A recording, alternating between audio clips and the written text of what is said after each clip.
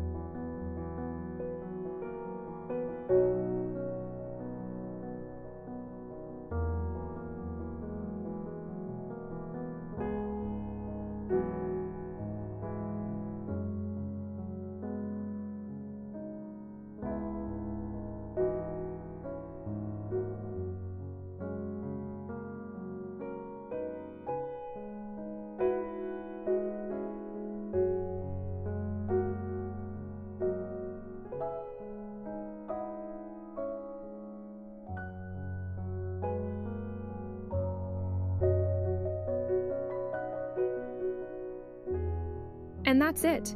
With this method, you'll create a unique illustration every time. I hope you enjoyed the process and thank you for watching. See you in the next video.